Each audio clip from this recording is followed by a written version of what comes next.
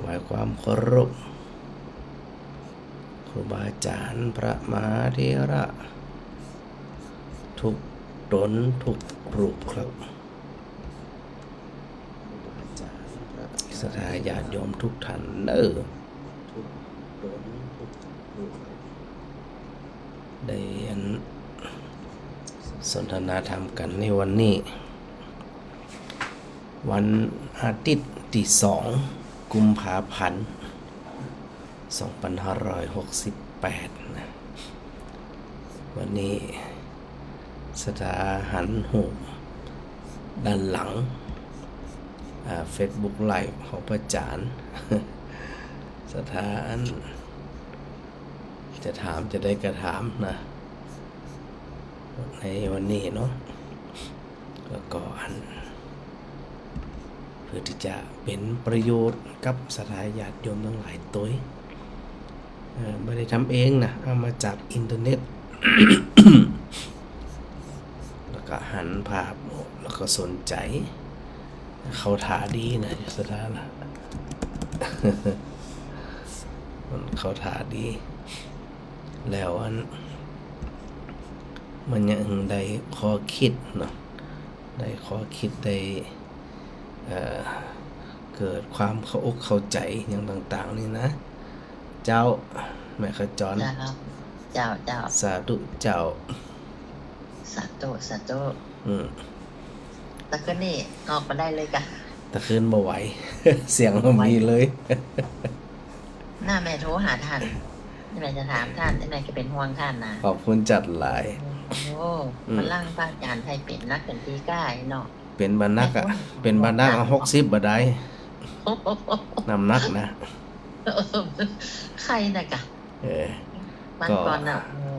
ยังมาหายดีกำเตือเอาแออยู่แกแม่พอนั่นน่ะกะแม่ว่าโอ้พระอาจารย์ขนาดนักไรนี่เนาะเปิดนี่เอาเทปออกแกแม่โทรหาท่านกับมาตอบแม่ก็เป็นห่วงปกติก็ในช่วงถ้าบรรยากาศก็จะรับจะช่วงนั้นช่วงกินยานี่นะจะไม่คืนเนี่ยกะจะไม่โทรหาตอนเนี้ยกะโทรหาตอนเนี้ยอ๋อมาได้ครับอาจารย์น้องรับของคนนี้เนาะกะแม่ก็ฟังเทปต่อไปแหลม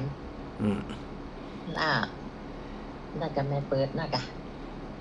เปิดนั่นฟังที่เก่าน่ะกะหม่อนนี่พอฟังที่เก่าด้วยฟังที่ที่หมดด้วยแล้วอันนี้พอ Facebook ก็พอมันเป็นยังวันนี้ได้แม่ถามก่อนวันนี้มันให้โรคทุเจ้ามันอย่างมาออกนักแน่นอนว่ะไอ้หยังโอ้มีกับทุเจ้าถึงนั่นน่ะกะเสาะหาทุเจ้ากับทุเจ้าน่ะก็เป็นฟีดมา Facebook มันฟีดมึงหมดอ่ะก็น่ากะอันมีหลวงพ่อนั่นเปิ้นทายเนาะจ้ะอยู่ข้างๆเปิ้นทายลงเพจมาคือพออีเนาะกะของพระเจ้าของพระอาจารย์เป็นหูปหยังฮะของพระอาจารย์เป็นหูปหยังตีนั่นน่ะบัดเดี๋ยวนี้ร้อยก็นำตกบัดเดี๋ยวนี้นะบัดเดี๋ยวบ่ได้หันเตี้ยมีเป็นยุคแข็งเนาะแข็งมาอยู่ก็เดี๋ยวก่อนจะฟอลองขอเด้อมันโทรยังบ่จ้างอ๋อกะบ่ต้องโทรก็ได้พออย่างเดียวบ่โทรน่ะนั่นแข็งนั้นไม่พออย่างเดียวจ้าที่ Facebook นั่นนะเจ้าอันนี้โทรแข็งน้อยอ๋อเอายังบ่จ้างได้เครื่องนี้คือเครื่องที่เต็กนั่นแหละจ้าบ่เต็กหรอกแข็งไหลมาเดียวกันนั่นน่ะอ๋อแล้วมันเล่นมาคนละอย่างเนาะแล้วหลานก็สอนแล้วมันจับมาได้ เดี๋ยวได้กว่าเป็นกันไปเดี๋ยวดึงได้หมดอะสถาเก่งแต้มให้สถาเดี๋ยวนี้เก่งขนาดอะจะได้ยินเสียงนี่ก็ดีใจแล้วดีขึ้นกันเนาะดีขึ้นจัดหลายเลยจ้ะหลานสาวน้อยๆนี่ก็เป็นไข้เหมือนนั่นเองเนี่ยมันดึงอากาศมันด้วยพระอาจารย์หน่อยเดี๋ยวร้อนเดี๋ยวหนาวจ้ะก็นั่นน่ะในวันร้อนน่ะในคืนหนาวอ่ะแต่คืนหนาวเนาะแต่คืนนี่ร้อนกับพระอาจารย์อยู่ร้อนแต่ตอนเด็กมันหนาวอ่ะตอนเด็กตอนเจ้าหนาวก็นั่นเนาะนั่นไหนว่าเห็นริ้วๆอ่ะโอ้ยเนาะไกลกันเนี่ยกันเดียวตีมอสจะรอประเด็นในจ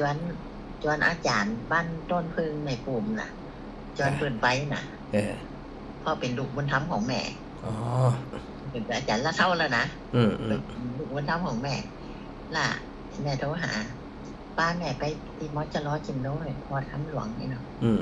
วันใดวันที่8เดี๋ยววันนั้นแน่เนยนะพ่อ เจ้า แต่ทั้งมันจะว่างก็ว่างในเปิ้นว่านะ อืม ถ้าว่างไอ้ป้าแม่ไปอีในเปิ้นว่า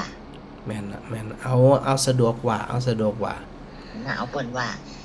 เดี๋ยวผมจะโทรหาแม่กันเด้ออีเนาะ เจ้า แล้วเขาว่าหาเมียเปิ้นไปเหียหน้าไปน้องไปตัวอีเนาะ อืม แล้วเขาไป2คนกับเปิ้นนี่มันได้เขาก็เปิ้นเล่าหัว อืม เพราะเปิ้นก็แก่แล้ว เจ้า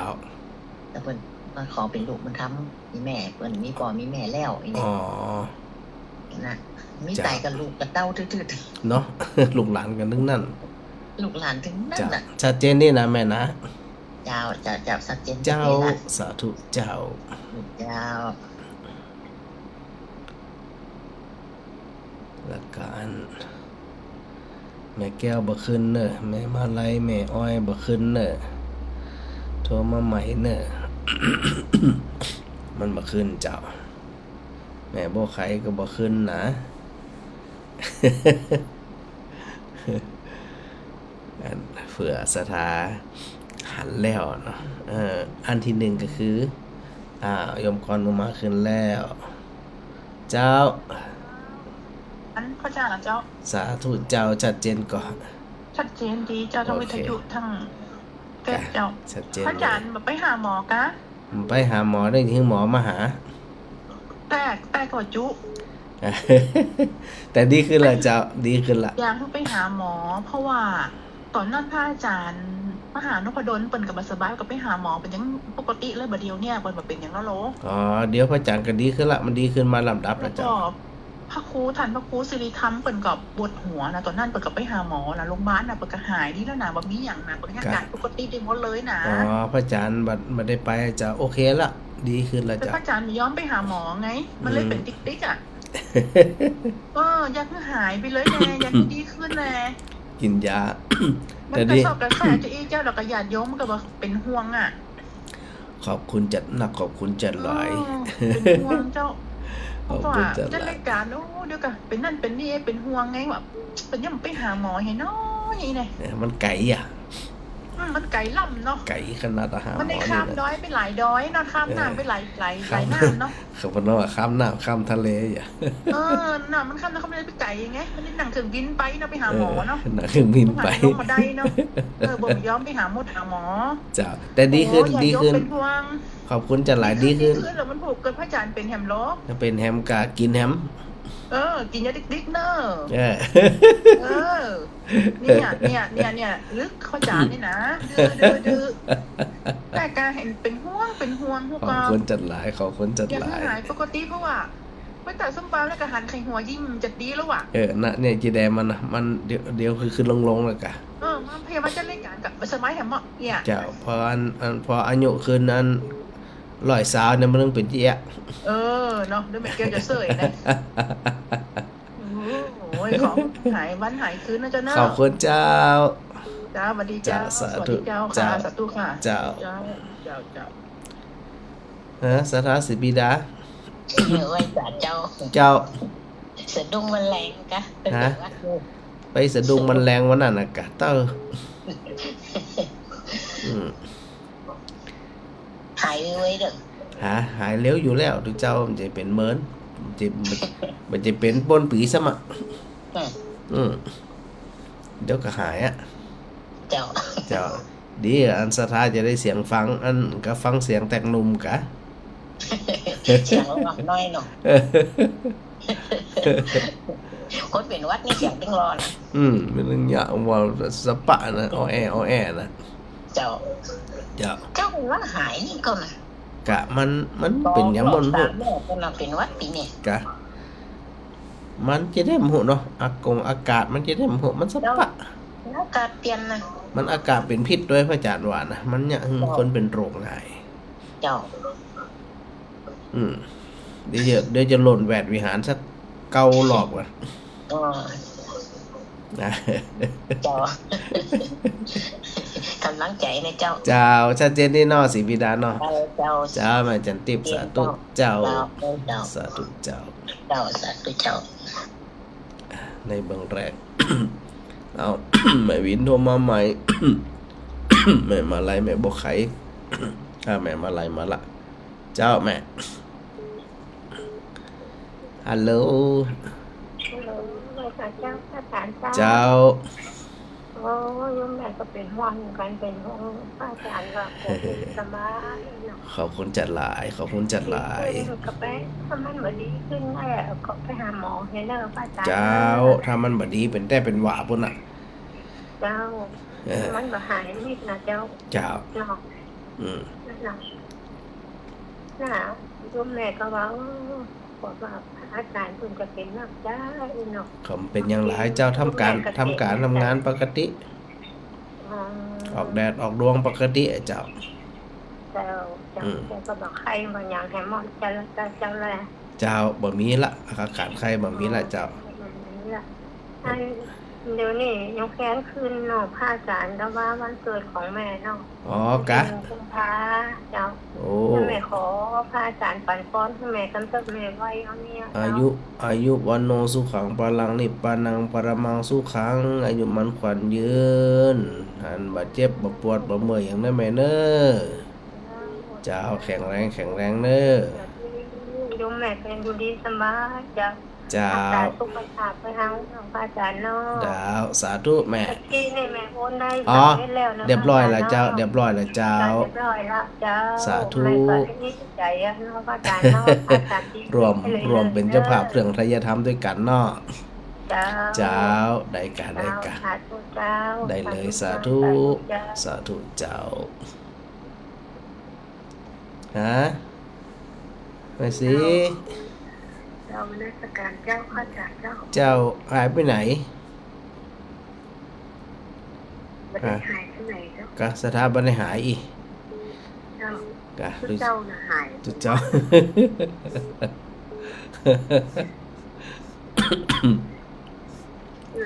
หรือเจ้าหายดี เสียงแต่ดู ฮะ เสียงแต่ดูแล้ว เสียงแตกนุ่มกะจึงที่อย่างที่อันพุทธเจ้าตรัสไว้นะกะ เกิดแก่เจ็บตายเป็นไว้แต่เกิดไปตามนั้นน่ะนี่จีได้มันเนาะ เจ้า ปรับให้มันเหมาะสม มันมีอะชีวิตมนุษย์มนานี่ นะ เดี๋ยวก็ดีขึ้นนะเจ้าดีขึ้นละไอ้สีก็สบายดีเนาะ สัญญาเจ้า เจ้าฉันยาวันนี้งดฉันคิดว่ามันโอเคละคิดว่านะวันนี้ทั้งวันนะวันนี้ทั้งวันขับไม่ได้ฉัน ทุ่ม เจ้าก็ยังมีอาการอยู่เดี๋ยวอันก่อนนอนจะฉันแหมสักเม็ดหนึ่งก่อนนอนเนาะสาธุเนอ เจ้า สาธุเจ้า ก็จะโทรติดเนาะ โทษติดยากเจ้าแม่สิกุล กลับไหว้สาพระอาจารย์ โอ้เสียงยังเหมือนเดิมอยู่เลย อีแม่เกิดกระถาแม่จะบอกให้ท่านพระอาจารย์ทอดกระถาอย่างก็แม่ลืมไปมาก กระถายหยังหำบ่ กระถาถ้าพระอาจารย์บอกที่ไหนแม่ก็ต้องออกมันอย่าไม่ขี้ลืมนี่จะได้นะฮะ กระถาอันใด กระกุฎเนี่ยนักจัดที่ว่ากุฎเนี่ยไหนแม่ก็ต้องออกนี่จะได้นะ แกล้วกล้าอ่านหาฮึกเหิมนะกะ นั่นน่ะแม่ว่ามันอย่ามาลืมท่านเรียนเนี่ย จังมันลืมให้กระท้วงใหม่กะ ก็นั่งคนเดียวนี่แหละว่าอย่างได้เนาะ ท้วงใหม่ จะคือพระอาจารย์น่ะท่องด้วยให้มันปัญหาเป็นวัด เนาะท่องคาถานั่นเนาะแกล้วกล้าอ่านหาฮึกเหิมเนี่ยเนาะ เจ้า บ่หายจะได้เนาะ แม่อย่ามาลืมดีฮะคือตึ้งออกเลยหนังคือตะกี้มันแล้วน่ะ จะไปจำมันเดี๋ยวพระอาจารย์ว่าติ๊กๆอ่ะ แล้วกล้า ฮึกเหิมแกล้วกล้าอาหารฮึกเหิมสภาพจิตเฮามีปัญหาตึ้มกว่าสักอย่างอ่ะ เป็นอย่างอ่ะเดี๋ยวกินยาอยู่ตื้อหายแต่ท่านพระอาจารย์ได้ฉีดยาวัคชิ้นไข้วัดใหญ่กับเจ้า ก็ว่านั่นน่ะจำบ่ได้เนี่ย โอ้ฝรั่งมันได้ฉีดไก่เมสฉีดเลยนะเป็นข้าวไปฉีดแบบไปฉีดแล้ว พระอาจารย์จำบ่ได้ว่าได้ฉีดก็หา มันกลับมาเป็นวัดรับจะเป็นไอ้จะเป็นอย่างเขากินยาพาราเป็นแม่เดียวมันก็หายแล้ว กะ บ่แน่ใจบ่แน่ใจ สงสัยพระอาจารย์ท่านมาได้ฉีดกำเกีย สงสัยเดินผ่านหมอบ่ได้อะ นั่นแน่ นั่นแหละ คือไปฉีดเถีย จ้ะเดี๋ยวถามละออนก่อน ถ้าก่อนอันนี้เปิดมาฉีดคือผีตีอนามัยแม่กับไปเนาะ เจ้า ปีนี่นะแล้วกูปีนั่นนี่แม่ชื่อมาฉีดเอามันแปลงนะ อ๋อเดี๋ยวพระอาจารย์ถามละออนเนาะไปอนามัยเนี่ยก็ได้เจ้า เจ้า ได้กะขอบคุณจัดหลายแม่ เจ้า ใจนะ สาธุเจ้า แม่ถึงมาได้ไปปอกผมมาได้บอก มาได้ก็ได้เอาสะดวกกว่า จะไปคืบหลาย ถูกไปนะ เจ้า นี่นะ เอาสะดวกเนอะ เจ้า สาธุ เดี๋ยวใคร เจ้า ไปอีวัดอันอย่างก็ วัดไหน ติดว่าทำหลวงแน่ อ๋อ แม่เคยไป เกาะขา น่ะมันบ่มีหมูไปนั่นน่ะ ว่าเป็นหยังพ่อมาได้ก็ไปมานั่นเด้อเจ้าสาธุ อัน แม่ โมทนาตัวเนอะ เจ้าสาธุ แม่มาได้ไปอ่ะ เจ้า ก่อนเด้อ เจ้า เจ้าสวัสดีเจ้า โอ้หลายคนนะโยมมันแม่สุชาดาหายแซบนี่หันโทรเข้ามาแต่มันบ่ขึ้นหน้าจอเตือ แม่บวกไข่ตัวฮะแม่อ้อย นมัสการเจ้า เจ้า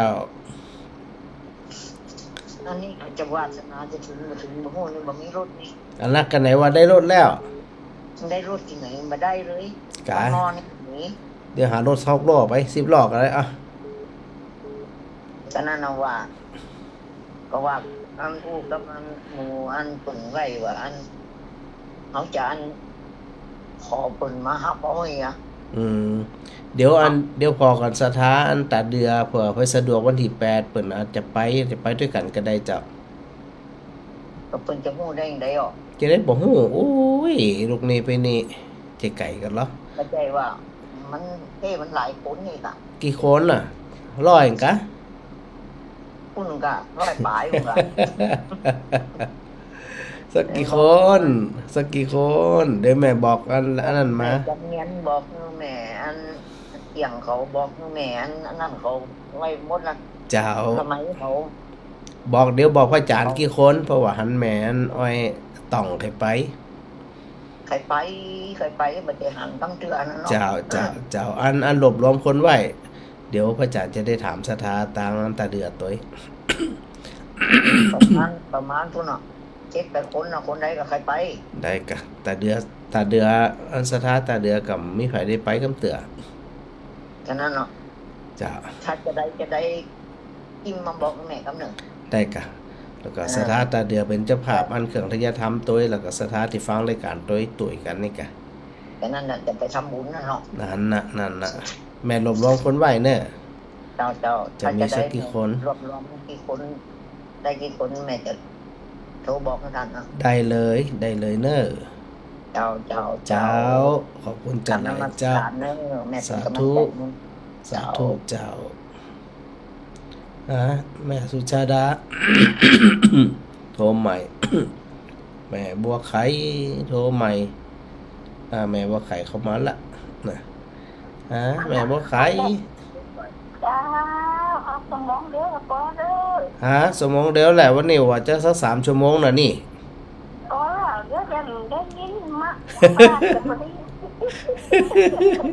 เสียงก็แบบนี้นะ กะ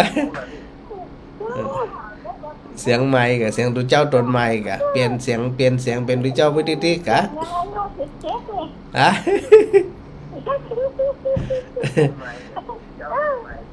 แต่เอี้ยสาธุสาธุ เจ้า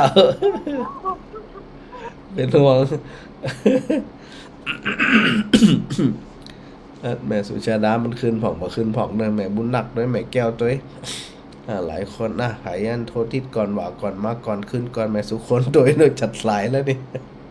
มันบ่ขึ้นนะจอมันเอากันแล้วกันนะมันบ่ขึ้นหรอ มันอาจจะเป็นจังหวะต้องอันก็ถ้ามันบัดติดก็กดขวางแล้วก็โทรใหม่จะหันไผเนี่ยวันนั้นอันแม่มาลีกะโยมสุชาดา ว่าจ้า โอ้หายไปได้70,000 วันได้ฟังตึงวันแต่ไม่ได้โทรหาน่ะ กะไอ้ตัวน้อยเป็นไงพ่อตัวน้อยอ่ะ อันนี้อ่ะเป็นวัดเก่าเจ้าไออยู่อ่ะ จริงๆอย่างก็ นะไออยู่เลยเนี่ย น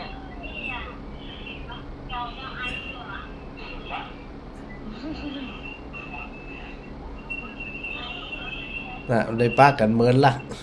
แล้วอาจารย์สบายดีกะ สบายดี เสียงแตกโนมกะตอนเราเป็นไข้มา 3-4 วันล่ะ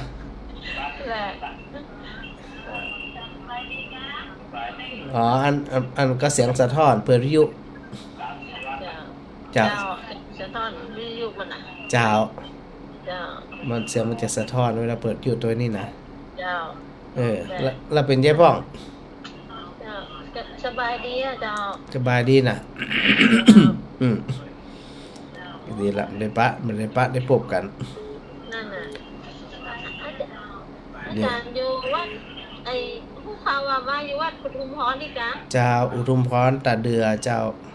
จ้าแล้วก็ว่าถ้าว่ามีเวลาจะไปอันนี้ยาวหานะ มาเลยไปสะดวกกับมา แต่ต้องโทรหาก่อนอันเดียวอันบะปะ จะได้บ่ได้เสียเวลาด้วย เจ้า ดีละสุขภาพแข็งแรงเน้อ เจ้า สาธุเจ้า เจ้า ฮะ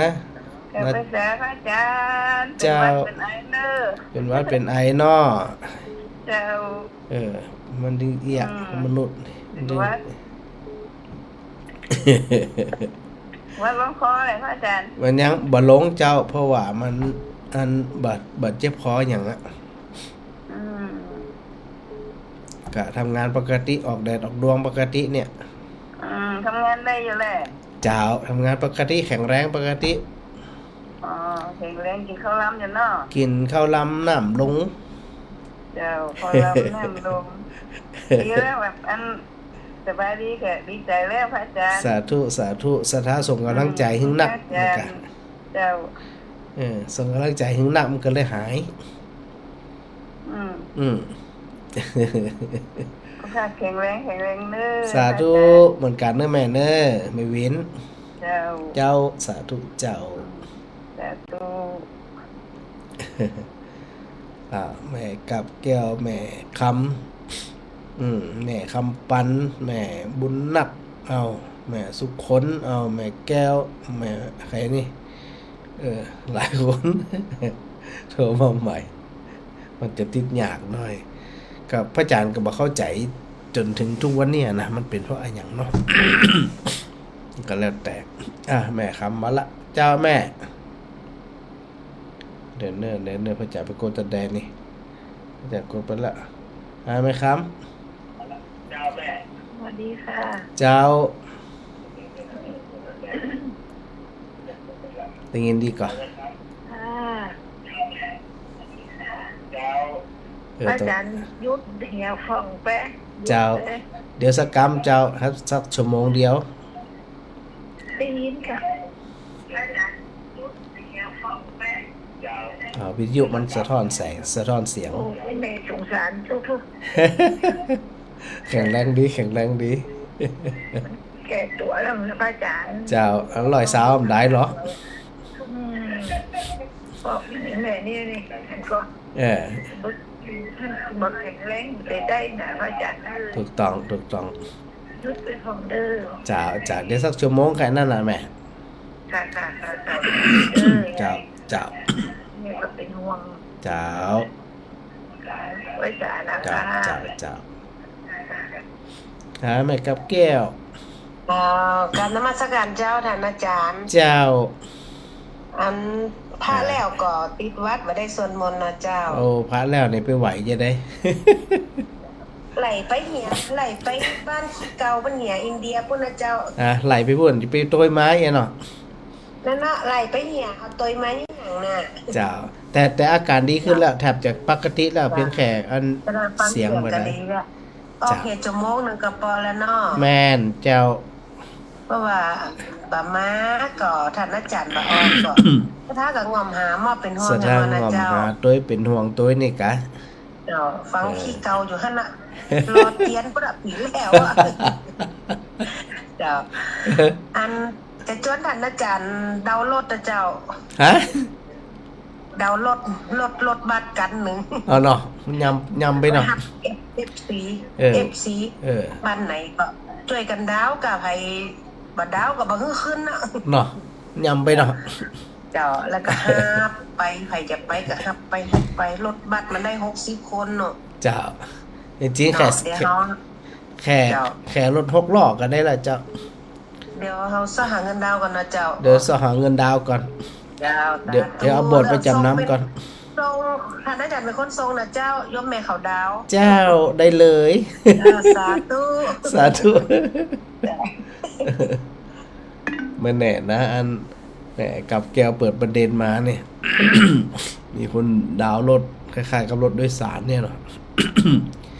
จริงๆถ้าเป็นสีล้อใหญ่ก็ดีมกันนะถ้าวนๆแถวๆนี่นะสีล้อใหญ่ๆเนี่ยน่าโอเคอยู่นั่งได้หลายอยู่ฮะแม่พิมพ์ ยอมอาจารย์ เจ้า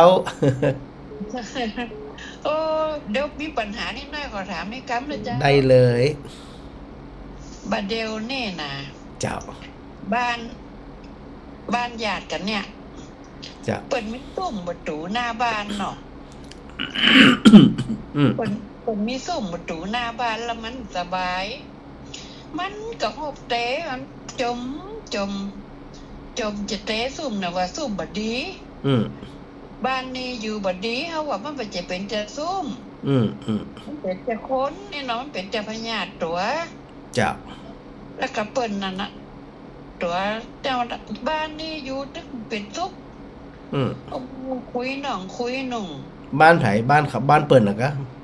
บ้านเปิดนะอยู่หิมบ้านแม่เนี่ย เต้เฮกะมันสบายใจใครเต้กับเต้กับไม่อย่างบ้านเฮาอ่ะเต้ก็ได้แปลงก็ได้กะไม่อย่างเงี้ย แต่มันเป็นใจกับบ้านเปิดหลังเดียวจะเป็นมันเป็นคนมีลูกมีผัวแน่ เออ เป็น เป็น สาวเท่าจะเอาเราอยู่กับหลาน เป็นประตูบ้านคนเดียวเปิ่นกะ ฮะ เป็นประตูบ้านของเปิ่นเลยกะ เป็นอยู่บ้านคนเดียวเปิด ก็เต้ก็สบายใจ แล้วก็ปีน้องคนน่ะกะ ให้เป็นอย่างก็ห้องพี่น้องไม่ให้ก็ตึกเหียอันเจ้าของบ้านน่ะก็เจ้าเปิ้นเฮาว่าเวลามันปัญหามันเกิดจากใจจากจิตก็แก้ด้วยจิตเจ้า เหมือนคีเปอร์เนี่ยคีเปอร์เกิดอันก็ดินมันเกิดจากน้ำเวลาจากคีเปอร์เปื้อนก็ต้องแต่น้ำล้าง เหมือนกันอันนี้มันติดใจก็ต้องแก้ดีใจ ถ้าแก้ตัวนี้ก็แก้ได้ละ ถ้าแก้ตัวนี้แล้วมันถึงจะหายอะคะ ร้องพอกะห้ำหายก็เป็นอยังเก่านะกะ แต่เจเตอว่าอันสภาพจิตเป็นจะดีขึ้นเพราะเป็นค้ำอยู่ขณะมันกึดไอตัวจิตจิตธรรมดาน่ะ เวลามันไปปักลักปักใจปักเจือปักอย่างต่างมันจะถอนง่ายๆนะจ๊ะแต่เวลาเราไปถอนเฮียไปอ่านเปิ่นไปมีอันพิธีถอนเฮียถอนก็คือถอนความรู้สึกถอนจิตถอนใจถอนที่มันปักไว้ยังไปถอนงานศพเลยกะ อันปอเปิดแปลงไว้เนาะตายละแล้วเป็นไม่กะแล้อย่างนะพระอาจารย์ นะอันใดที่คิดว่ามันบ่ใจก็ออกเฮียมันบ่สบายใจเพิ่นหันแล้วบ่ทุกข์ใจก็น่าพยานเข้าหาที่เกาะ โอ้เป็นดิ้นโดมกันนะแต่กันหัวเต้าเดี๋ยวหัวปูท่านปูเต้นี่โอ้ว่าไปสปะสเปดพระอาจารย์ น่ะตานฮือศาลาจัดการเลย อ๋อละเจ้า เจ้าคือจิตมันต้องแก้ด้วยจิตแหม เจ้า เนี่ยมันอาจจะบ่เกี่ยวหยังสักอย่างแต่ว่าใจมันกึดมาจะอันนั้นนะถ้าเจดีๆก็คือปนานมาบอกมากล่าวเฮียเดี๋ยวก็ไปติดใจนั่นแหละเมาะ เจ้าหรือคือตุเจ้าก็ได้ปนานก็ได้มาบอกมากล่าวเฮียน้อยหนึ่งเดี๋ยวถ้าบ่บอกบ่กล่าวเต้ลุ่มๆเดี๋ยวก็ติดใจหั่นแหละเมาะ แม่ยังแม่ก็ว่าจะมีอาจารย์นั่นนะอาจารย์วัดนั่นนะ เจ้า จะมาเปิดเอากะแล้ออกไอ้เนาะแล้วจะซุ่มนั่น มันแปลงฮึกแปลงหนานะพระอาจารย์ จะฮึกจะได้กระจ่างใจมันมีความสุขอะคนอยู่มีความสุขอะ เนาะ เอาคนอยู่ว่ากะ เจ้า เจ้าแกมันต้องแก้ด้วยจิตที่ฮะเจ้า เจ้าเจ้า พอปลดเปลืองนี่เปิ้นอาจจะหายก็ได้ที่หายก็คือหยังเปิ้นบ่ตุกใจกับมันเพราะใจเนี่ยพอใจมันตุกเนี่ยมันจะส่งผลสุขภาพจิตด้วยสุขภาพกายด้วย เปิ้นว่าไผมั่วมาบอกเฮอว่าอันเจ็บแปลงนั้นอันบางคนเนี่ยน่ะเป็นบ้านเจ้าขุนมุนนายคนอีกไผมั่วเล่าให้ฟังอ่ะ เกี่ยวกันนะเจ้าคนมุนนะกับคนเฮากับคนเศรษฐีกับคน เนาะ มันเป็นความเชื่อของเปิ้น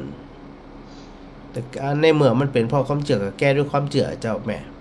เจ้า แม่ เจ้ ถามที่นี่ดีมากเพราะว่าหลายคน เจ้า หลายท่านที่เปิ้นติดอกติดใจประเภทเนี่ยนะ จะได้ฟังกันไปโดยเนาะ เจ้า อืม ใจติดแกน่ะ นั่นแหละ เป็นคนที่ว่า ใจติดติดเรื่องส้มประตูเนี่ย นั่นนะพระอาจารย์เชื่อพระอาจารย์เด้อเดี๋ยวเอาออกแล้วมันจะหลงโซ่อะ ล่ะ ใจเพิ่นหลงละ เจ้าเจ้า ถ้าเปิ่นบัติดอย่างนะอันมันมีเงินจ้างศาลาจ้างอย่างทำอย่างมันงดงามเหียมันจะว่าเตแล้วโคโรมเจนะอันนั้นนักกว่าเก่านะ เจ้าเจ้า แปลงมันดีมันงามเหียไอ้กะเด้อ เดี๋ยวก่อนจะถามพระอาจารย์เมื่อก่อนไอ้เนาะ ดีมาก เจ้าอูกับอันน้องเปิดมันเป็นอันลูกพี่ลูกน้องกันกับตั้งตาดมเนี่ยตาดมนี่คือผัวแม่ เจ้า มันตายไปละเป็นดีอินดูมันเหมือนกันซึ่งจากกับเป็นดีอินดูเนาะ นี่มีวิธีแยกเนอะแม่เนอะ เจ้า เจ้าสาธุสาธุเจ้าถามดีมากเนอะ แม่จันดีแม่บุญนักพ่อมาใหม่แม่สุคน หลายคนหลายท่านแม่สินวลด้วยเนอะแม่สินวลต้นยางด้วย เขาหลายคนเลย มันบ่คืน หมั่นโทรเอาสถาพอ หูนะที่พระอาจารย์ว่าขึ้นมา ถ้าดูทาง Facebook Live นี่นะอันนี้เอามาจากอินเทอร์เน็ตเนอะมาได้ทำเองนะหันที่เป็นเอาขึ้นมาแล้วก็ มันเนี่ยคือเฮาเนี่ยได้คติธรรมหลายๆอย่างนะถ้ามันขึ้นมาได้พระอาจารย์ทับมันนั่นเนอะมันโทรเอาสถากดขวางกับโทรใหม่กดขวางกับโทรใหม่แม่จันสีจันดีมาละ แม่จันดีตาสี โอ้ยากขนาด ยาก 4-5 สาย อยากขนาดอยากแตะอยากว่าอีกกะเอาน้องอยากน้อยกะยำไปอ่ะ พระอาจารย์มาเจ็บคอกัน คอบ่ยังบ่เจ็บยังมีปัญหาที่จับ น้ำปากบ่ไข่ออกแล้วอ่ะ มันอากาศวัดมันยังมีอยู่ส แล้ว เล ไอ้ ด กันเนี่ย บ่ไอนะ อ๋อ บ่ไอบ่เจ็บคอจับ เจ้า กินน้ำธรรมดากับน้ำอุ่นสลับกันไป กินน้ำอุ่นเด้อแม่ว่าแม่ก็กินแต่น้ำอุ่นน่ะ จับ แม่ก็เป็นก็ลบน้ำอุ่นเป็นนักก็ ก็ดีขึ้นโดยลำดับวันนี้แข็งแรงงานเสียงหนุ่มเสียงงานแต่งหนุ่มดิกะ นั่นเนาะไป นั่นเนาะ เสียงแต่งนุ่มแต่ได้พักผ่อนแต่เนาะ เจ้า แต่ก็แข็งแรงแล้วแม่แข็งแรงละ เจ้า เจ้าสาธุสา พัก ธุ ผ่อน เจ้า อย่บ่งเด้อ เจ้า เจ้าสาธุเนอ เจ้า เจ้า เจ้า แม่จันดีอันแม่เหมาะนะชัดเจนดีนะ โทรเตือเดียวบติดต้องโทรหลายๆเตือแม่สุคนติดแล้วเฮ้ยแม่สุคนแม่สุคน เจ้า จ้ะ ไปสารจังหวัดจาน กี่เตี่ยละ ข้าง ฮะ ปกข้าง หกข้างมันจิตถึงเก้าเดี๋ยวหรอ เจ้าจนใจเนาะ เอี่ยทำหมันเอี่ยมถึงใดแม่ ก็ตั้งใจยังเนาะ ตั้งใจให้ย้ำจะหนีไปไหนกดขึ้น ก็ทำไมพระอาจารย์ก็กินเหล้าอุ่น ฮะ มันจะไม่ลงค คออ่ะแม่ก็เป็นรู้ คณะ เจ้ากินน้ำมัน จากเดกอัน ขั้นนี้นะคะอาจารย์ ก็มันน่าจะเป็นน้ำอุ่นนั่นแหละฮะขอบคุณ ออกไปน้ำใจ เจ้า อันเอาขโมงว่าแบบว่า เจ้าชั่วโมงเดียวอะแม่ เจ้าก็พักผ่อนข้างนอก เจ้า ขอบคุณ สบายใจรู้ว่าอาจารย์ ฮะ พกพังแม่ สบายใจแล้วเนาะ ได้ฟังกันเสียงว่าอาจารย์เก่ง ดีใจแล้ว เจ้า เจ้าสาธุแม่สุคนเจ้าเจ้าแม่สุคนหนองยาง อันแม่บนหนัก แม่อันนี่ก็สีนวลต้นยางโทรมาใหม่ละกันเนอะ คำถามที่แม่พิมพ์เป็นถามนะไว้นะมันมันจะมีเฉพาะกรณีนี้กรณีเดียวนะมันมีหลายอย่างหลายกรณีว่าเขาเนี่ยไปติดใจไปติดอันทันตันนี้คือใจมันติดใจไปผูกมัดสถาที่ดูFacebook พระอาจารย์เนี่ยในมุมด้านซ้ายเนาะสถานเนาะ สถานก็จะหัน คนกับเจือก ฮะสถานจะหันคนกับเจือกก็เดี๋ยวเนี่ยเขาจะทำสายก็เจ้าแม่มะลิเจ้า นมัสการพระอาจารย์ เจ้า 2 เตี้ยเจ้า 2 เตี่ย2 เตี่ยได้โอเคกะกี่แม่สุพล6 เตี่ย เที่ยวนี้มันแปลเป็นเจ้าอาจารย์มันติดแล้วแล้วกับอาจารย์มาห้ามอาจารย์อู้ติดอยู่แม่ค่ะว่ามาขึ้นหน้าจอเลยกดที่แต่กดใหม่ก็ อ๋อนั่นแหละมันบ่ขึ้นเจ้า น่ะมันถามมาขึ้นที่พระอาจารย์เพราะว่าแม่ก็ฟังด้วยว่าพระอาจารย์อู้พูดแล้วก็มาห้ามสายอยู่แม่แสดงว่าไปลงไปออกไปแท็กตีนึงนี่ไง มันไปไหนมหูไปโหยไปหอเนี่ยมหู จะโยมแม่กับแปลกใจนะสายเดียวเนี่ยเบอร์เดียวเนี่ยเราโทรไปไหน แม่แก้วก็โทรมาแต่เนิ่นนี่ขึ้นมันโชว์อันจื่อแต่ว่ามันบ่ขึ้นหน้าจอเจ้ามันบ่ขึ้น พระอาจารย์เจ้า เจ้า โยมแม่ว่าพระอาจารย์ไปหาหมอพอดีแก้เพราะมันหลายครั้งนะครับ เดี๋ยวก่อนถ้ามันบ่หายมันสักปีนึงจะไปละอ่ะ ทุกปีก่อนในตะกอนโยมแม่ดูแลก่อนเนาะถ้าเปิดไอหรือเปิดยามาโยมแม่จะได้แอลกอฮอล์พ่นในพ่นในสีห้องหรือว่าในห้องที่เฮาหันดูหันด้วยล่ะเจ้าพระอาจารย์เสียใจอันนี้น่ะเขาซื้อแอลกอฮอล์มาฉีดปวดทันแล้วก็เขาจะฆ่าเสียแล้วบอกมันจะดีขึ้นเลยนะเจ้าพระอาจารย์ เดือนพระอาจารย์มีอยู่ก้าดูเหมือนว่าแอลกอฮอล์มีอยู่เจ้ามันพระอาจารย์เป็นวัดแล้วก็มันอยู่ในหันนั้นหมุนเวียนอยู่หันนี่แหละแล้วเขาจะต้องฆ่าเสียมันนี่เจ้าเดี๋ยวมันถูกกันหาฉีดเขาฉีดกันใส่ห้องแล้วเขาก็ไปทำงานเนี่ยเขาละไปทางนี้เจ้าจะได้ปรับไปตามนั้นกันน่าเป็นห่วงเขาพระอาจารย์เป็นหลายครั้งแล้วก็กินจะย้ายเราต่อยอมไปหาหมอน่ะมันจะน่ะมันจะดื้อยาแต่เจ้าพระอาจารย์เดี๋ยวอันคืนนี้กินเม็ดนึงก็น่าจะบ่มีปัญหาแล้วจ้ะมันจะดื้อยาเป็นห่วงพระอาจารย์นั่นเนาะได้กินน้ำห่อนเนาะกินน้ำห่อนจ้ะแล้วยกแม่จะฉีดโบนันแล้วก็แอลกอฮอล์ในห้องปอดที่ดูแลบุตรกรนั่นนะก็จะฆ่าเชื้อ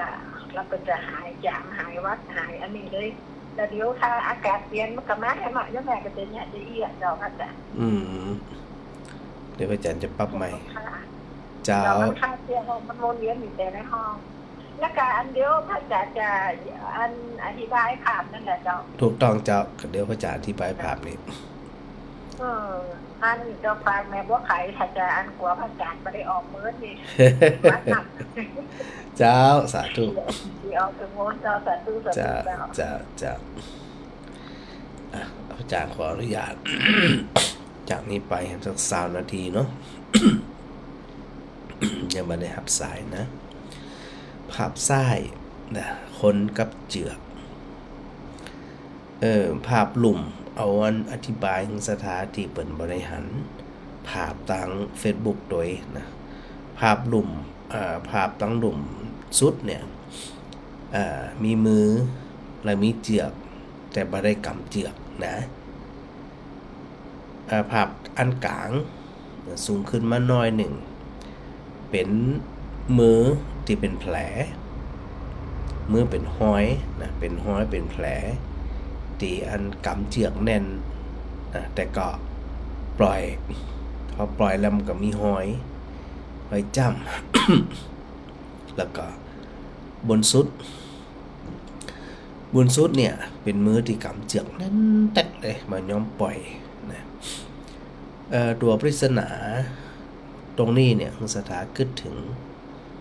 เรื่องใดเรื่องหนึ่งใจที่เขาไปยึดถือถ้าอย่างอันตัวหลุมมือหลุมเนี่ยมือบ่ไปดึงเนาะบ่ไปดึงบ่ไปถือมันกะมือเขาก็บ่เจ็บแล้วบ่ได้ออกแห้งตัวอย่างตัวมือสบายแล้วอันกลางอันหัดระยะหนึ่งดึงระยะหนึ่งเพราะหัวมือเป็นแผลเพราะหัวมืออันเป็นหอยเลือดหอยจ้ำนี่นะก็ปล่อยเนี่ยก็ยังแขวนหน่อยส่วนอันบนสุดอันนี้กลับแน่นแตกเนี่ยโอ้โหมีโอกาสมือขาดนะเลือดยศแล้วก็มีโอกาสมือขาด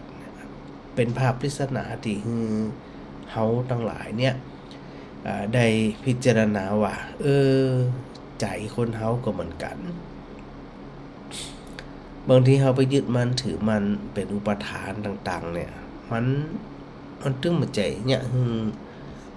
ไผคนใดคนหนึ่งมีความสุขไอตัวอุปทานความยึดมันถือมันเนี่ยในกรณีที่แม่พิมพ์เป็นถามตะกี้เนี่ยนะอันนี้ก็คือตัวไปยึดจิตมันไปยึดว่าซุ่มหน้าต่างมันตึงบ่ดีเนี่ยป่วยเนี่ยบ่สบายนี่นะพอมันยึดแล้วเนี่ยใจมันเป็นทุกข์มันก็วิตกกังวลมันก็เศร้าหมองมันก็เป็นทุกข์อันน่ะเมื่อใจมันบ่ปลอดโปร่งใจมันบ่เบิกบานแจ่มใสใจมันเป็นทุกข์อยู่ตลอดเนี่ยมันก็ส่งผลต่อสุขภาพกายที่มันย่ำแย่เพราะกายกับใจเนี่ยมันต้องไปด้วยกันจิตหดหู่จิตเศร้าหมองจิตอยู่ใน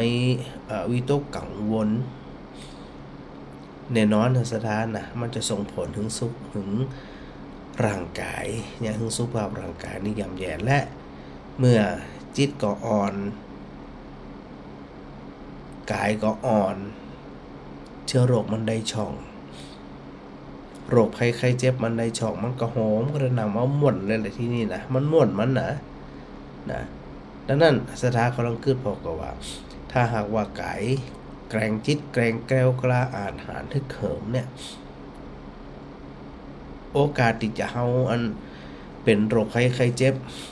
ที่มันลุกลามบานปลายไปเนี่ยก็จะบ่มีเพราะมันแข็งแรงโรคภัยไข้เจ็บมันมีช่องมันมีจังหวะที่จะมาจัดการอันดึงกายดึงใจของเขาพระอาจารย์จึงแนะนำว่าเมื่อเปิ่นอันมีความคิดจะอันมาเมินละบ้านของเปิ่นแล้วบ่ได้เดือดร้อนไผบ่ได้ไปเกี่ยวข้องกับไผหันมาได้มันก็บาดตาบาดใจมันนั่นกับเตเหียล่ำแล้วเหียอันใดที่คิดว่ามันขวางหูขวางตามันเป็นบ้านเฮาหรอ ถ้าแปลงเองรูปเองไม่เป็นอย่างล่ะเป็นอย่างละแล้วก็แปลงแล้วก็เนี่ยจะได้ตัวเองใครเนี่ยจะได้กับเนี่ยใหม่เหียนะพอบ่ได้แล้วมันโล่งใจสบายใจอาจจะเนี่ย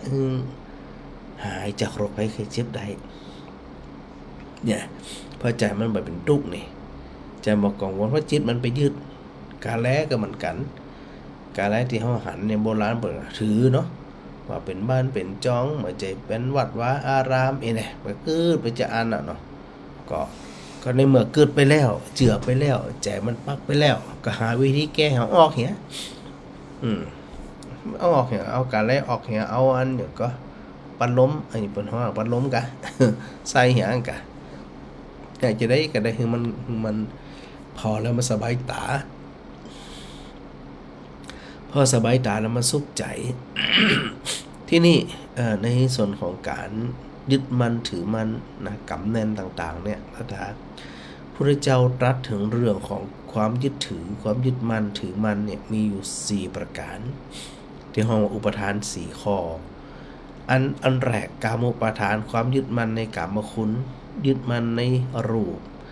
ยึดมั่นในเสียงยึดมั่นในกลิ่นยึดมั่นในรสยึดมั่นในสัมผัส3-4ตัวเนี่ย5ตัวเนี่ยสถานะเข้ามายึดมันก็คือยึดมันถึงชอบแล้วบ่ชอบเลยนะมันจะว่าชอบแล้วไปยึดต่อหึงบ่ชอบไปยึดมันก็สร้างทุกข์ได้เหมือนกันสถานกำลังเกิดว่ารูปก็ตามเสียงก็ตามกลิ่นก็ตามรสก็ตามสัมผัสก็ตามที่อันเฮามีความรู้สึกได้เฮาไปยึดมันถือมันสิ่งทั้งหลายเหล่านั้นหรือไม่แล้วเขายึดมันแบบใดเมื่อมันมากระทบเป็นอิทธารมเขาชอบเขาก็ยิงยึดเลยที่นี่ยึดแล้วมันเป็นตุกกะเพราะหยังเพราะมันมีการเกิดระดับไปเปลี่ยนแปลงไปอยู่เสมอมันอยู่ในกฎแห่งไตรลักษณ์อยู่แล้วอันนี้จังทุกขังอนัตตาถ้าหากไปยึดในสิ่งที่มันบ่จีรังยั่งยืนมันกับมีแต่ความทุกข์กะเพราะว่าเขาอยากมันมีอยู่ตลอดซึ่งมันเป็นแบบใดไงมันมีหรือต่อห้องบ่ชอบเขาจังเขาไปยึดก่อนะยังไปหันอันซุ่มประตูบ้านโอ้ยไปหันแล้วมันเป็นอันวิภวะตัณหาอยากเอาออกอยากเตะอยากเปลี่ยนนี่นะอันนี้เป็นห้องว่าเขาไปยึดมันถือมันในของกามคุณรูปเสียงกลิ่นรสสัมผัสนี่นะสถานะรูปเสียงกลิ่นรสสัมผัสเนี่ยมันเกิดขึ้นแน่นอนอันที่สองโดยสรุปเร็วๆนะทิฏฐุปาทานการยึดมั่นถือมั่นในความเห็นยึดมั่นถือมั่นในความเห็นของตัวเก่าเนาะเปิ้นว่ามัจจิโบราณเนี่ยมัจจิหาว่าเนี่ยบ่ได้มันคิดมันบ่ดีจะอันที่บ่ต้องว่าเป็นทิฏฐุปาทานคือยึดมั่นถือมั่นในทิฏฐิหรือความเห็นของตัวเองที่ยังบอกว่าตะกี้นะกะการแลมันอยู่บ้านบ่ได้มันยึดมาเมินอ่ะ มันก็เลยสร้างความบ่สบายใจแล้วก็เกิดความทุกข์ใจโดยมาอันนี้เขาจะต้องมองว่าเขายึดมันถือมันในสิ่งทั้งหลายเหล่านี้หรือไม่เขาไปยึดมันก็ไปนักจะได้เหมือนกับภาพที่หิงสถานที่พอนี่กะบ่กำบ่ยึดบ่ถือมีความหมาย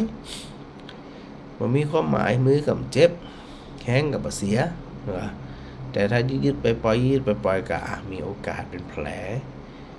แล้วก็เป็นรอยจ้ำได้แต่ถ้ายึดมันหรือมันบ่ได้แล้วโอ้ยบ่ไผทุกทั้งสิ้นสถานะ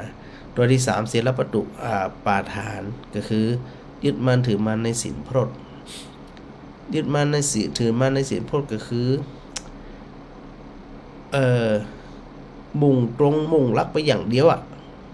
มุ่งไปอย่างเดียวมันก็ไปได้อย่างเช่นยึดถือ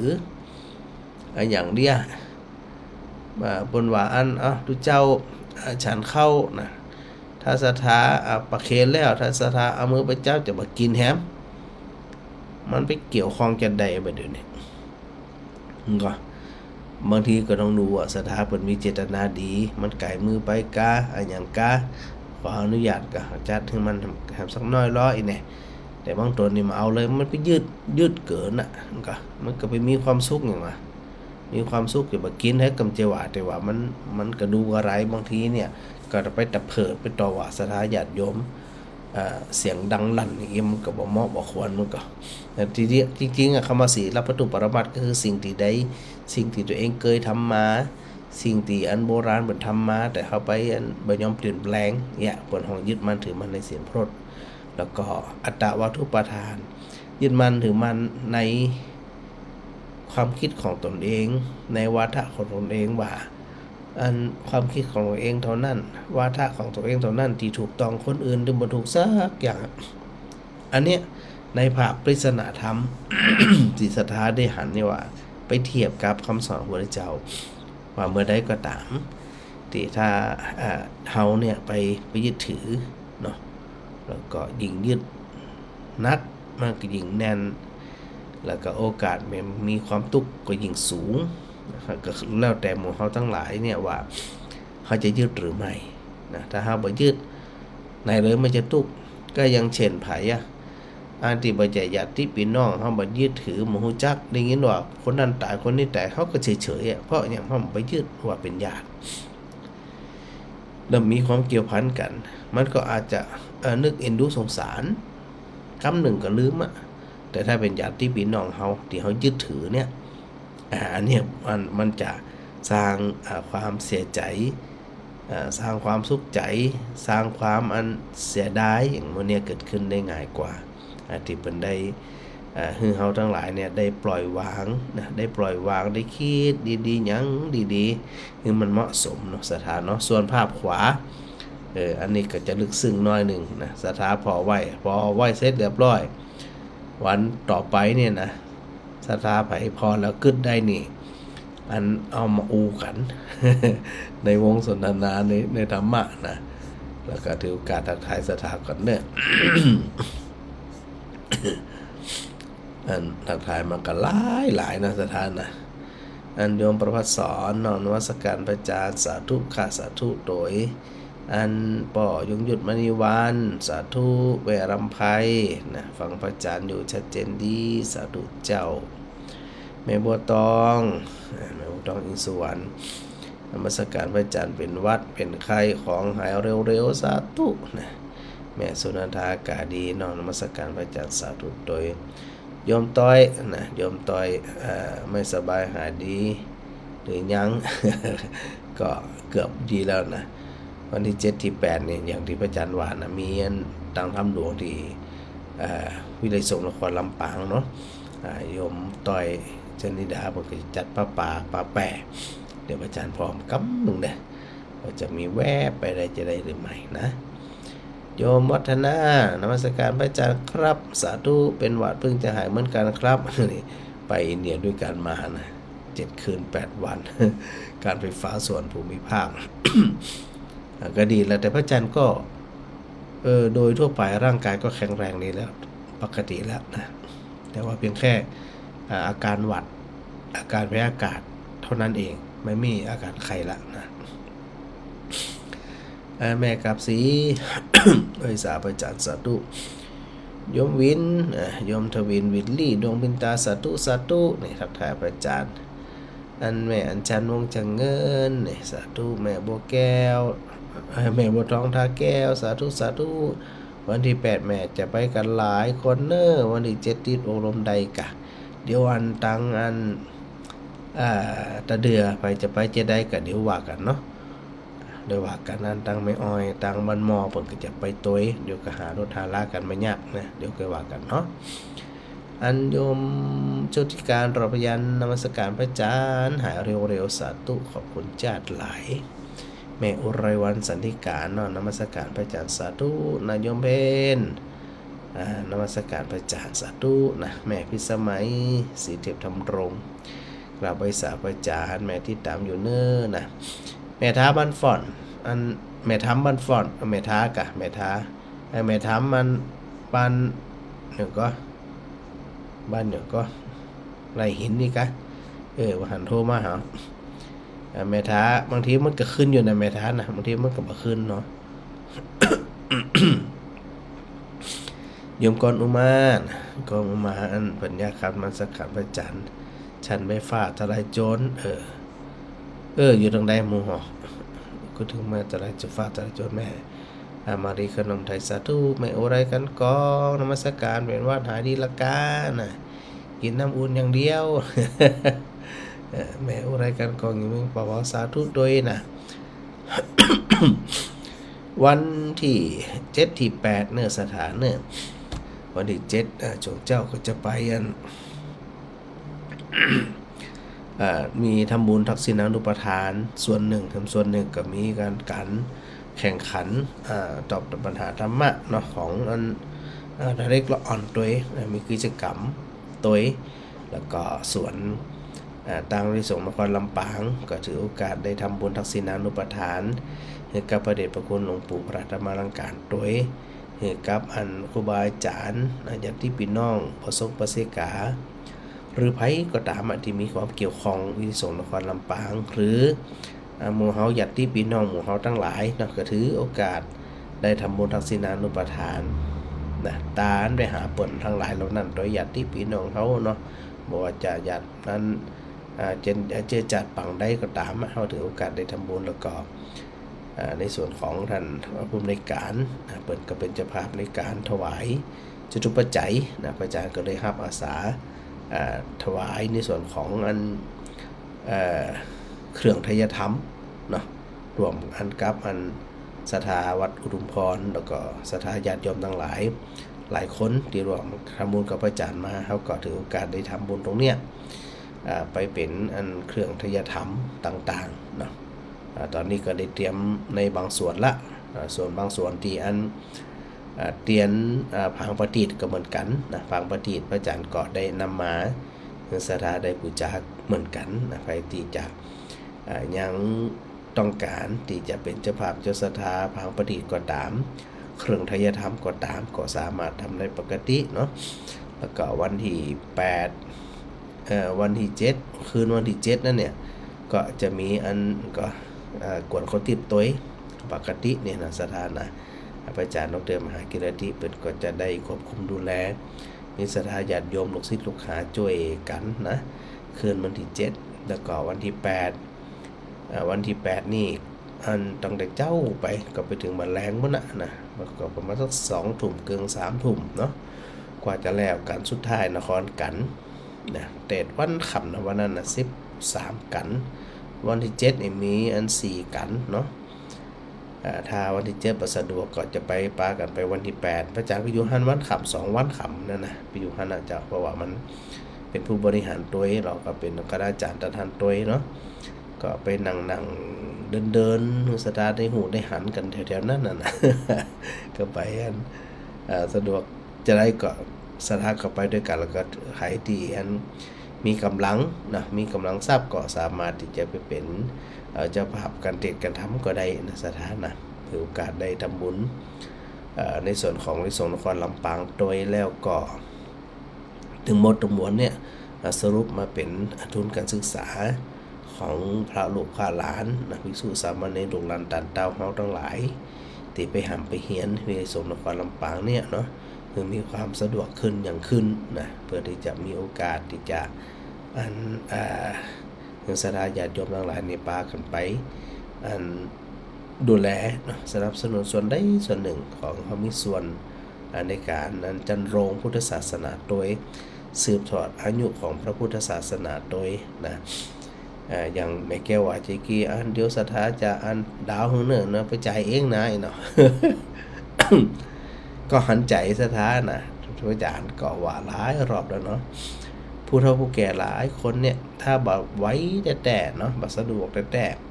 อยู่บ้านก็ได้เจ้าอยู่บ้านก็ได้ฟังเพราะว่าจะถ่ายทอดดังสถานีวิทยุ106.5 เมกะเฮิรตซ์สถาฟังอยู่แล้วนะลูกหลานบ่สะดวกพ่องคนบ้านไกลเดินเคียงบ่สะดวกพ่องกับเป็นหยัง จะไปถือเป็นภาระจะไปถึงเป็นเรื่องกังวลนะ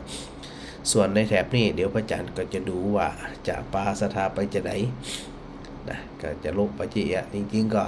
อย่างนั้นแม่กับแก้วว่าก็มีรถใหญ่นะเหมาไปทีเดียวแล้วหั่นน่ะจบทีเดียวเลยเนาะ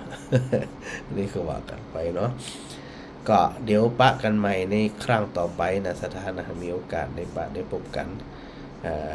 โยมฐานคุณศรีด้วยเนออันสาธุพระอาจารย์มาโมทนาสาธุสถาญาติโยมทั้งหลายตัวนะจะไปลืมนะยึดถือนักก็นักก็เจ็บยึดถือน้อยนักน้อยเจ็บน้อยบ่ยึดถือเลยจะบ่นักบ่เจ็บเบาสบายศรัทธาเกิดจีและศรัทธาเอาไปประพฤติปฏิบัตินะในชีวิตประจำวันของศรัทธาโดยกันแล้วกันเด้อข อโมทนาสถาญาติโยมทุกท่านเนาะเดี๋ยวถือโอกาสได้ไปกินนั้นยงกินยาสักหน่อยหนึ่ง ถือโอกาสได้เปิดอันลายสถาวันพรุ่งนี้พระอาจารย์ไปเทศน์งานศพที่อันวัดนปเหนือเนอะคืนวันพรุ่งนี้เทศน์นั้นนปเหนือแล้วก็อันเป็นปนหลวงของตุแปะกับลูกศิษย์พระอาจารย์นี่แหละนะรู้จักมาคุ้นกันก็เลยไปสงเคราะห์อนุเคราะห์กันคืนวันพรุ่งนี้ไปเทศน์งานศพนปเหนือแล้วก็คืนวันฮื้อปั้นไปเทศน์ที่เมืองปานพุ่นอันนี้ก็เป็นปนหลวงของอันทันกฤษดาหรือตุปิยัตนะเป็นปนหลวงเหมือนกันนะกันนิมนต์พระอาจารย์ไปสงเคราะห์อนุเคราะห์กับไปเนาะสถานเนาะในฐานะตัวเจ้าเป็นผู้นิมนต์แล้วก็พยายามที่จะปรับเสียงให้มันหายเป็นปกติหึงใดนะสถานนะถ้าว่ามีอย่างดังนั้นเนี่ยวันพุธวันฮื้อก่อนน่าจะเป็นเทพเนาะเนื่องจากว่าไปอยู่ในงานขอดำถึง2 คืนนะไปสงเคราะห์อนุเคราะห์กันเนี่ยสถานนะเนี่ยจะได้มันนะ ในวาระสุดท้ายที่จะดูแลกันจะได้กันดูแลกันเท่าที่จะดูแลกันได้เนาะแล้วก็ที่สำคัญกราบขอบพระคุณครูบาอาจารย์ด้วยนะครับที่อันได้เมตตาเนาะมีกำลังใจกันมาโดยตลอดนะครับจะได้ก็อันบอกก็กล่าวก็บอกโดยตัวนะลูกศิษย์ลูกหาได้สนองงานจะได้ก็ได้เลยนะครับนิมนต์ได้เลยเนาะกราบถวายความเคารพครับ